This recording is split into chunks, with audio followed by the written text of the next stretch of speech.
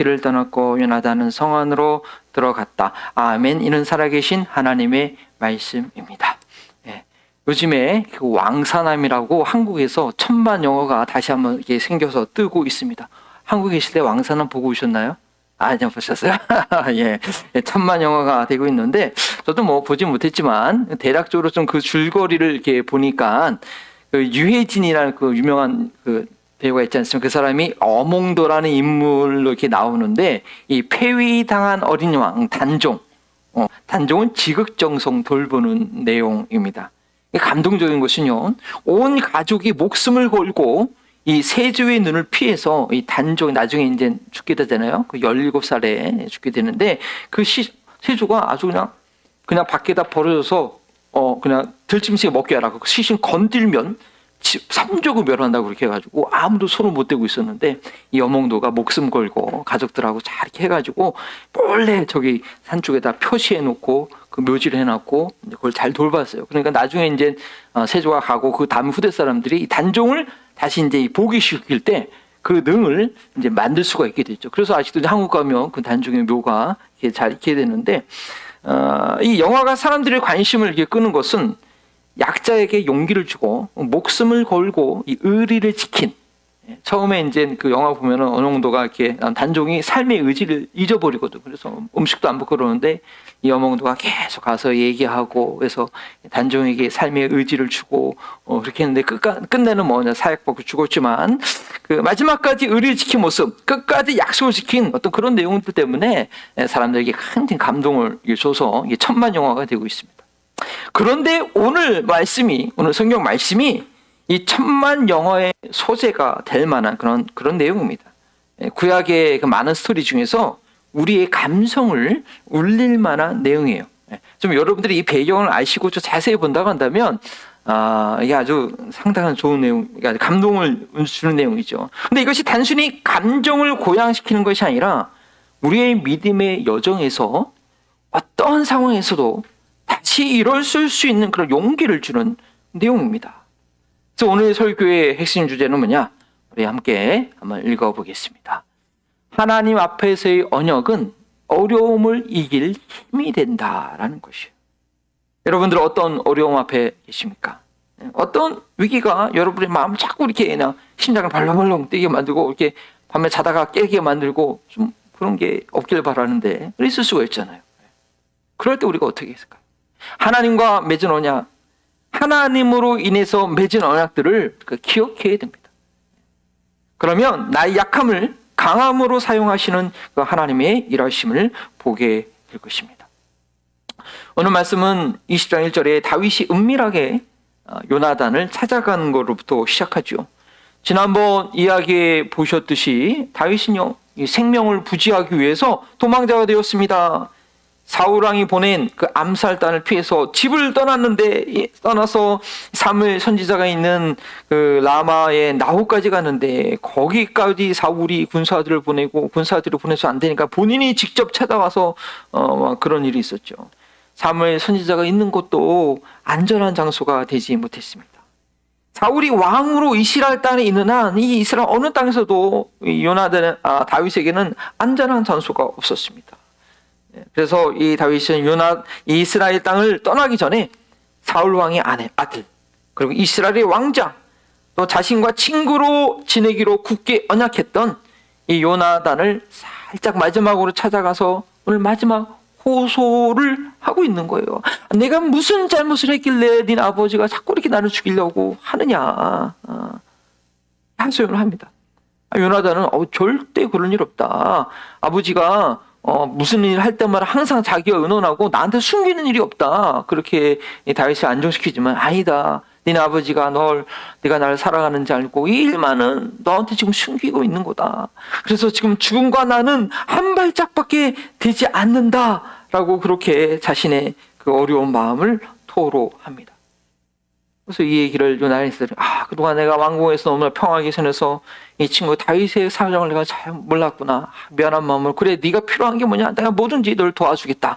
그렇게 얘기하니까 다윗이 한 가지 방법으로 왕의 진심이 무엇인지 좀 이렇게 일만의 희망을 가지고 알아볼 방법을 해요. 왜냐면 이 사울 왕이요, 이 악령에 시달려가지고 막 정신이 없어서 막 창도 던지고 그러잖아요. 어쩔 때는 또 멀쩡하기도 하고 미안하다고 하고 또 갑자기 막 미쳐가지고 막 창 던지고 뭐 마지막으로 이제 사무엘 선지자가 있던 거 거기 왔을 때 하나님의 영이 그때 이제 사울 왕에게 임했으니까 혹시나 해서 정말 사울 왕의 마음이 뭘까?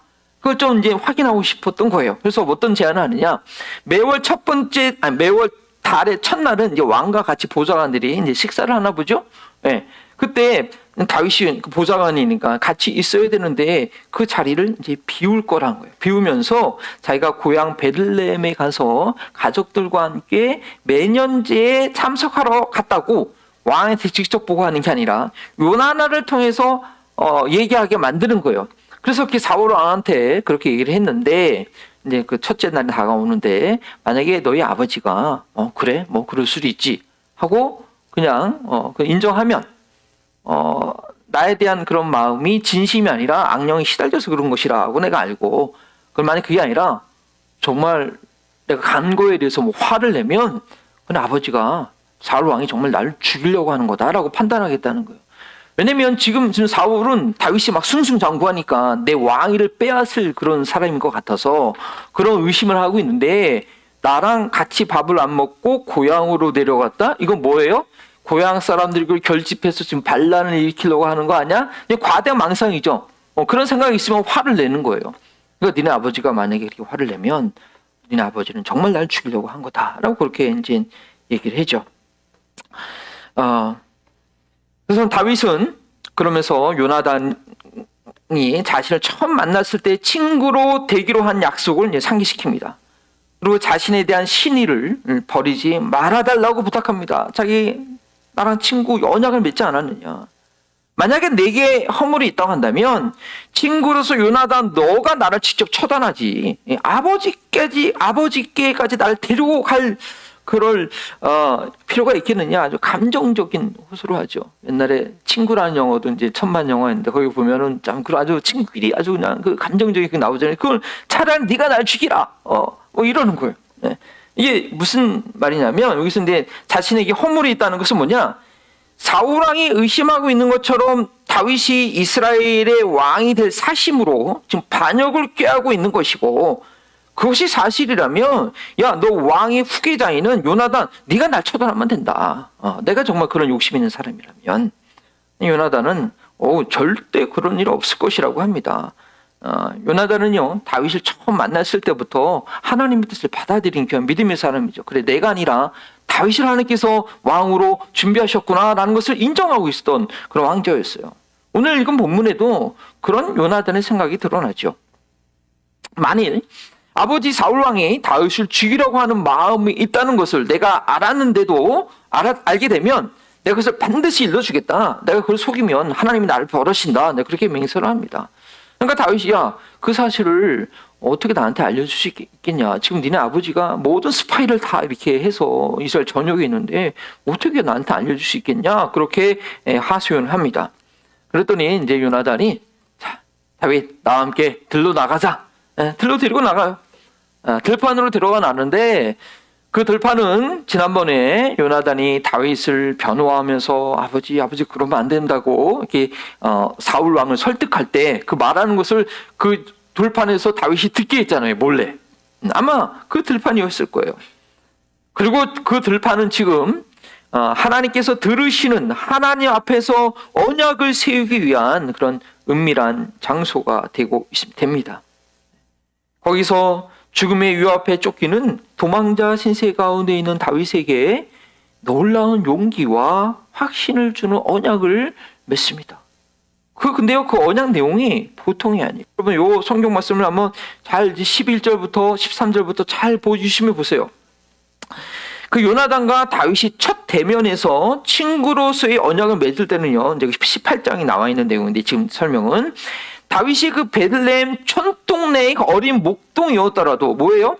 그때 거인 골리앗을 무찔리고 조선생님 다윗과 골리앗 얘기 혹시 들어보셨나요? 예. 그때는 어린 목동이었어도 일단은 골리앗을 무찔리고 그 왕정이 왔으니까 요나단이 보고서 너무 마음에 들어가지고 야, 너 나랑 친구하자. 이게 언약을 맺었는데 그래도 다윗이 그때는 좀 그거를 받아들일 만한 그런 상황이었어요. 예. 근데 지금은요, 아주 목숨이 풍정 등어와 같은 건 초라한 신세입니다. 자꾸 쫓겨다니고 지금 죽음이 바로 앞에 있는 그런 상황이에요.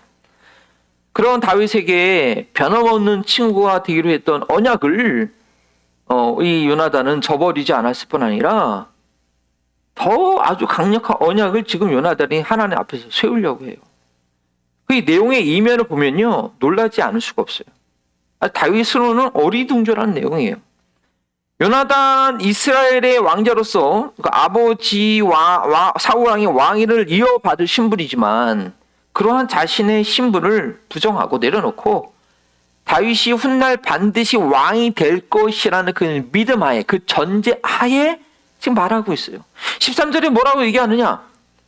우선은 아버지 사울 왕의 의도를 반드시 정확하게 알리겠다고 이제 하나님 맹세하고요. 그것은 뭐 친구로서의 맺은 언약을 실행하는 거죠. 그런데 13절 후반부의 내용이 아주 의미심장합니다. 뭐라고 얘기해요? 주님께서 나의 아버지와 함께 계셨던 것처럼 자네와도 함께 계시기를 바라네. 이건 무슨 내용인가?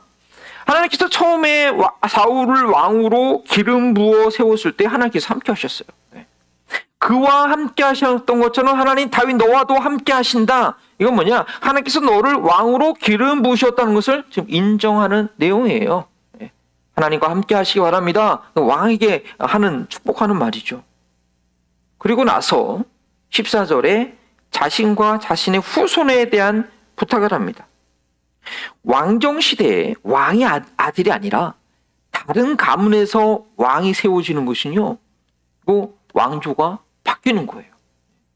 그 세조 임금만 해도 그게 같은 그 자손이었지만 그 혈통이 아니고 왕이 되니까 그게 반역이라고 엄청난 게 있었잖아요. 근데 이거는 완전히 사울은 베냐민 지파고 다윗은 유다 지파, 완전 지파가 다른 사람이 왕이 되는 건 이거는 완전히 그 세상이 바뀌는 일이죠. 그래서 이런 일은 전대 왕의 후계자가 살아있는 동안에는 있을 수 없는 일이에요. 전 왕조의 집안은 완전히 이제 몰살이 될 수밖에 없는 상황이죠. 지금은 다윗이 죽을 이유가 있는데 요나단의 언약은 요나단이 도리어 다윗에게 목숨을 구하는 그런 내용이라는 거예요. 그가 살아있는 동안에, 요나단이 살아있는 동안에 주님 인자하심을 누리게 해달라고 자기에게 그 약속을 해달라고 하는 거예요. 다윗에게 그것을 요청하는 것은 죽을 위기에 있는 것은 다윗이 아니라 지금 요나단 자신과 자신의 후손이라는 것을 지금 다윗에게 보여주고 있습니다. 그리고 15절에 이렇게 얘기합니다. 주님께서 다윗의 원수들을 이 땅에서 다 없애버리시는 그날 나의 집안에 대한 의리를 지켜달라고 합니다. 왜냐하면 왕조가 바뀌면 그 전 왕조를 싹 못살되니까요. 다윗의 원수는 누구냐? 다름 아닌 사울 왕입니다. 그런데 다윗이 사울을 원수로 삼은 게 아니라 사울이 하나님의 뜻을 거스려서 스스로 다윗의 대적이 되었죠. 하나님께서 그 다윗의 대적, 사울의 집안을 쓸어버리실 것이라는 것을 요나단은 알았어요. 여러분 성경 이미 읽으셨지만 나중에 결국 그렇게 되잖아요. 그 다윗의 다른 아들의 손자까지 다 죽게 되잖아요. 근데 마지막 요나단의 그 아들만 나중에 살아남지 않습니까? 그걸 이제 예상했던 거죠. 하나님께서 그 다윗의 대적 사울의 집안을 쓸어버리실 것을 요나단은 알았고 그것을 지금 원수 앞에서 너무나 초라한 모습으로 있는 다윗에게 말하고 있습니다. 그러니까 요나단은 이러한 약속, 이런 언약에 다윗이 얼마나 당황했겠을까? 지금 무슨 상황이냐? 죽음의 위기 가운데 이스라엘 땅을 떠나야 했던 다윗에게 이러한 요나단의 그 언약이 정말 다윗에게 새 힘을 준 거예요. 만약에 다윗이 이런 언약, 요나단과 다윗의 이런 언약이 없었다고 한다면 과연 다윗이 10년 동안 그 도망자의 생활을 낙심하지 않고 잘 감당할 수 있었을까 생각이 되는 거죠. 마지막 떠나기 전에 좀 요나단의 엄청난 언약을 통해서 힘을 준 거예요. 요나단의 적반 하장과 같은 언약으로 인해서 다윗은 사그러져가는 소망의 빛을 다시 부여잡고 일어서게 된 것입니다.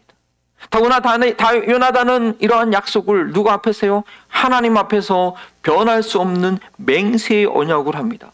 그래서 12절에 주 이스라엘의 하나님이 우리의 증인이시네 라고 선언한 후에 이 얘기를 쭉 해나가요. 황량한 들판이지만 하나님께서 지금 이 들판을 보고 계시고 내가 하나님 앞에서 얘기하는 것이네 라고 말합니다. 제가 이 말씀을 준비하면서 저와 저희 아내의 상황을 좀 생각해 보게 됐습니다. 설교는 우리 성도님들이 위해서 준비하는 거지만 항상 먼저 저한테 먼저 적용이 되게 돼요. 지금 아내의 아픈 상황에 대해서 내가 어떠한 자세로 어떻게 임해야 되는가. 의학적인 물론 고칠 방법이 없죠. 지금 아내의 마음이 얼마나 위축되고 좀 힘들겠습니까? 그러나 저도 인간인지라 때때로 저도 지쳐가지고 아내에게 어제도 말씀드렸지만 이게 친절하게 대하지 못할 때가 좀 있어요. 병거나 하신 분들은 좀 알 거예요, 그 상황을. 정말 이 시간이 언제까지 진행될지 모른다는 그런 막연한 가운데 정말 23년 전에 하나님 앞에서 한 언약을 제가 기억을 합니다.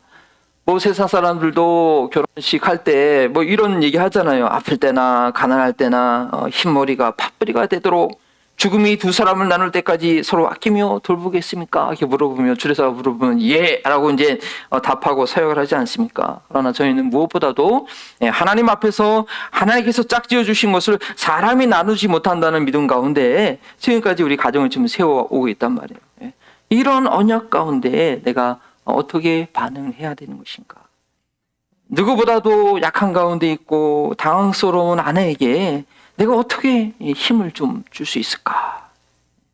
요나단이 다윗에 대한 하나님의 약속을 보고 그 전보다도 더 큰 언약을 하나님 앞에서 했던 것처럼 제가 좀 아내의 상황을 믿음의 눈으로 보고 그 결혼 사역 언약 그 이상으로 다음 단계 언약을 맺어야 한다는 그런 도전을 어제 밤에 좀 품게 되었습니다. 다윗에 대한 하나님의 약속이 반드시 이루실 것이라는 그런 믿음으로 다윗의 처지가 아니라 요나단 자신의 처지를 낮춤으로 다윗을 세워주었던 것처럼 제가 아내의 모습을 그대로 소중히 여기면서 헌신해야 된다는 그런 다짐이죠. 단순히 이 땅에서의 모습으로만 기대하는 것이 아니라 지금의 연약한 모습이 도리어 영원한 나라에서 가장 영광스러운 모습이 되기 위한 그런 특별한 은혜인 줄 알고 귀히 여기고 제가 죽도록 섬겨야 됩니다. 잘 못해서 지금 다짐을 좀 하는 것입니다. 그러한 언약 가운데 아내가 힘과 용기를 얻고 하나님께서 허락하신 연단의 과정을 소망 가운데 다윗처럼 당당하게 걸어가게 되는 거죠. 세상적인 눈으로 보면은 다윗처럼 지금 힘들지만 사실은 다윗에게 주신 약속이 있잖아요. 우리에게 주신 영생의 소망이 있잖아요. 가장 그 영광스러운 부활의 모습을 위해서 지금 걷고 있는 그 모습을 제가 요나단처럼 힘껏 이제 밀어줘야 되는 거죠. 근데 이러한 적용은 저와 같은 특별한 상황뿐 아니라 자기의 십자가를 지고 예수님을 따라가는 이 믿음의 여정 가운데 있는 분이라면 누구나 경험할 수 있고 또 적용해야 될 그럴 언약입니다. 왜 그런지 계속 말씀드립니다. 저희가 중간에 내용을 좀 읽지 못했지만 결국은 어떻게 다윗이요 왕궁으로 돌아가지 못하게 됩니다. 이렇게 화를 쏴가지고 그 소년한테 이렇게 암호처럼 얘기해가지고 했더니 그 소년 앞에다 화를 쏴가지고 야 소년아 종 저 앞으로 가서 화를 가져오라 그렇게 말하면 뭐예요? 다윗한테 너 떠나가야 된다. 아버지가 널 죽이려고 한다. 떠나가야 된다. 네, 그런 표시였잖아요. 그래서 결국 그렇게 돼서 소년은 왕궁으로 먼저 보내고 이제 다윗과 요나단이 둘이 이제 그 들판에서 다시 만나게 됩니다. 결국 다윗은 왕궁으로 돌아가지 못하고 사울 왕의 위협을 벗어나서 홀로 떠나가야 했습니다. 41절 보십시오. 41절에 그래서 요나단은 서로 끌어안고 아주 함께 서럽게 웁니다. 눈물의 작별을 하는데 여기 보니까 다윗이 더 서럽게 울었다라고 합니다. 그래서 42절에 그러한 다윗을 요나단은 다시 한번 위로합니다. 주님께서 길이 언약의 증인이 되실 것이다. 염려하지 마라. 너와 나 사이에 너희 후손과 나의 후손에 우리 주님이 계속해서 언약의 증인이 되실 것이다. 그러니까 우리 그 언약을 잊지 말고 살자. 반드시 왕이 될 것이다. 그리고 그 위로와 다짐 가운데 다윗은 눈물의 발걸음을 내딛습니다. 저희의 믿음의 여정도 이 세상에서 다윗과 같이 눈물이 가득한 발걸음이 있을 수밖에 없고 있을 때가 있다는 거예요. 결코 쉽고 만만한 길이 아닙니다. 어제 가족 모임에서도 잠깐 나누었는데 종교가 타락할 때 나타나는 한 가지 특징 중에 뭐냐? 갑자기 성직자 수가 늘어나요. 목사 되는 것이, 승려되는 것이 부와 권력을 얻는 그런 방법이 돼가지고 갑자기 목사들이 수가 늘어나요. 그리고 막 사람들이 막 너나 나나 다 막 교회로 몰려와요. 교회에 가야지 뭐 비즈니스 교회도 있고, 그 뭐 교회를 가야지 뭐, 특히 초대기 콘스탄틴 그 이후에는 세례 받아야지 그다음에 뭐 세금도 좀 뭐 그런 게 있었단 말이에요. 그게 이제 타락의 한 가지 모습이죠. 예수님께서 말씀하신 대로 쉽고 편한 길, 넓은 길은요, 많은 사람들이 몰리게 되고 그 길은 결국 멸망의 길입니다. 생명의 길은 좁고 협착해서 찾는 사람도 갈 수 있는 사람 자체가 많지 않아요. 그럼에도 불구하고 우리가 그 길을 갈 수 있다면 그것은 정말 영원한 생명, 영광과 정말 이 세상에서 모든 사람들이 흠모할 만한 그런 예수님을 닮는 아름다운 인격을 가질 수 있는 그 길이기 때문에 저희는 그 길을 찾기 원하는 거죠. 저희가 진실로 진리의 길을 찾고 걷는다면 그 길은 결코 쉬운 길이 아닐 것입니다. 누구나 다 평범하게 갈 수 있는 길이 아닙니다. 다윗이 하나님께 기름 부음을 받았기에 평범한 삶을 살지 못하고 반역자로 오해받아서 도망자의 삶을 살아야 했던 것처럼 예수님의 제자들은 이 세상의 가치와는 다른 것을 추구하기에 길어야 100년을 못 사는 세상의 삶을 위해서 치열하게 경쟁하는 이 사회에서 눈에 보이지 않고 손으로 잡을 수 없는 영원한 가치를 붙들고 가야 하기에 눈에 보이는 것에 매여 사는 사람들에게 때로는 오해도 받고 업신여김을 받을 수도 있습니다. 우리는 우리 세상에서 삶 자체가 잘 안 맞는 옷을 입는 것 같이 불편할 수가 있어요. 이 세상에서 살아가는 사건 자체요. 그래도 저희가 이 세상에서 꿋꿋하게 믿음의 길, 진리의 길을 끝까지 걸어갈 수 있는 것은 예수 그리스도께서 하나님 앞에서 저희와 피의 언약을 맺으셨기 때문입니다. 주님께서 저희에게 이렇게 말씀하셨습니다. 우리 같이 한번 읽어볼까요? 사람이 자기 친구를 위하여 자기 목숨을 내놓는 것보다 더 큰 사랑은 없다. 내가 너희에게 명한 것을 너희가 행하면 너희는 나의 친구다. 친구를 위하여 목숨을 버리는 것보다 더 큰 사랑은 없는데 하나님의 아들이신 예수님께서 죄인들을 위해서 목숨을 내어주셨고 그 말씀 안에 있을 때, 그 언약 가운데 있을 때 그 죄인들을 친구라고 불러주셨습니다. 믿음 생활하다가 낙심할 수 있습니다. 피곤할 수 있습니다. 교회 안 나올 수 있어요. 막 시험 들어가지고 그럴 수 있어요. 그러나 연약한 나를 세상이 보는 관점으로 보시지 않고 세상과 다른 관점으로 보시고 자신의 목숨으로 언약을 맺어주신 그 분이 계시기 때문에 요나단 앞에 다윗처럼 저희는 다시 일어나 거둘 수 있다는 것입니다. 영생의 약속이 성취되는 그날까지 우리가 그 언약을 잊지 말고 살아야 되는 것입니다. 요나단이 마지막에 다윗 그 언약을 잊지 말세 했던 것처럼 저희가 매달 첫째 주일에 예수님께서 맺으신 언약, 예수님의 살과 피를 상징하는 그런 떡과 잔을 먹고 마시는 이유가 있습니다. 그러나 저희가 그렇게 주의 언약을 기념하는 의식을 해난다 할지라도 그것은 하나의 상징이기 때문에 예수님의 살을 상징하는 조그만 떡과 예수님의 피를 상징하는 그 포도주 잔, 붉은색의 상징이기 때문에 실제 살과 실제 피가 아니니까 그거 갖고는 그 언약이 무엇인지 좀 경험하기가 쉽지 않죠. 눈에 보이는 형제를 사랑할 때 눈에 보이지 않는 하나님의 사랑을 우리가 알 수 있는 것처럼 그 언약은 주님과 맺은 언약은 나와 함께 주님의 몸된 교회를 이루어가는 지체들과 언약의 관계를 경험할 때 실제가 됩니다. 연약하여 넘어질 때, 위기 가운데 있을 때 그런 연약한 모습을 정죄하지 않고 요나단이 다윗을 들판으로 끌고 가서 언약을 세웠던 것처럼 인생의 광야 가운데 있는 지체들을 붙들어 세워주어야 합니다. 그들이 하나님 앞에서 얼마나 소중한 존재인지 확인할 수 있도록 옆에서 버팀목이 되어줘야 하는 것이 바로 교회 공동체인 것이죠.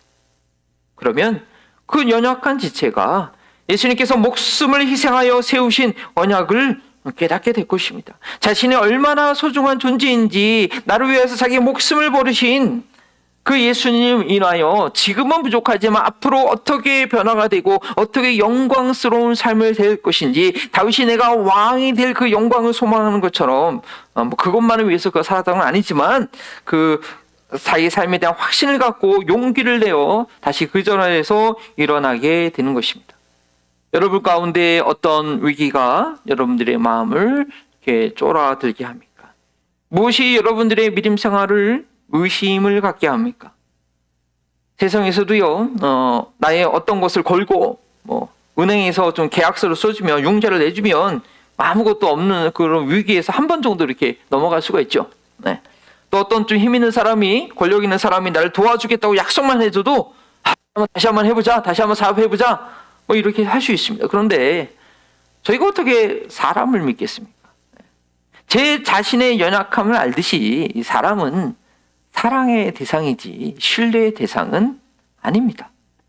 은행에요, 뱅크에 멋이라는 단어는 없어요. 한번 제대로 갚지 않으면 은행 얄짤없습니다. 엄청난 일에 강제 몰수의 위협이 다가오죠. 신용 불량자 되는 거죠.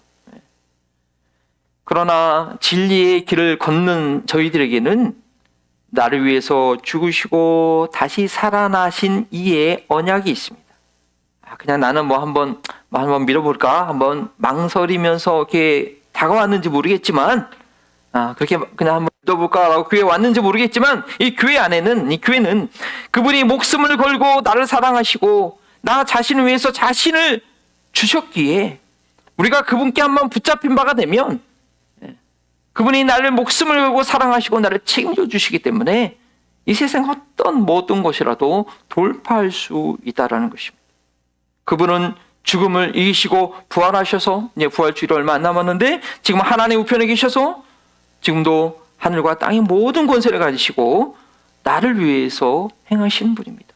온유하고 겸손한 분이며 자비와 사랑이 많으십니다. 그분이 부활하셨다는 걸 어떻게 믿느냐? 부활하신 예수님을 만난 변화된 삶을 통해서 여러분 경험할 수 있고, 그것이 바로 교회 공동체가 되어야 합니다. 우리가 그분의 얼굴과 얼굴을 만날 때까지 우리는 그분과 맺은 언약을 항상 기억해야 됩니다. 이것이 요나단이 이제 떠나가고 있는 다윗에게 마지막으로 한 말이고, 부활 승천하신 예수님께서 제자들에게 한 말이죠. 이 세상 끝날까지 내가 너희와 항상 함께 있으리라. 기도하시겠습니다. 주님 감사합니다. 다윗의 생애를 통하여서 하나님 나라의 통치를 이해하는 과정 가운데 있는데, 다윗이 하나님의 통치를 이루기까지 광야에서 도망자의 상 가운데, 쫓기는 상 가운데 있는 그 고난의 과정을 보게 됩니다. 그러나 그가 그 고난을 능히 감당할 수 있던 것은 요나단이 언약을 세워줬던 것처럼, 또 우리가 이 믿음의 길을 끝까지 걸을 수 있는 것은 주님께서 나를 위하여 피 흘리신 그 언약이 있음을 기억하고, 지금도 살아계셔서 나를 붙들어주고 계시는 그 주님을 기억하는 저희의 삶 되게 하여 주시옵소서. 정말 세상이 눈으로 볼 때는 내가 망한 자 같고, 내가 연약한 자 같고, 내가 불의한 자 같지만, 하나님께서 그 아들을 나를 대신하여, 죄인된 나를 대신하여 십자가에 죽으시고 부활하심을 인하여 그런 연약한 나에게 영생의 소망, 부활의 소망, 이 세상의 모든 것을 하나님의 뜻대로 다스리고 통치할 수 있는 능력이 우리 안에 있음을 경험하게 하여 주옵소서. 감사하며 예수님의 이름으로 기도합니다.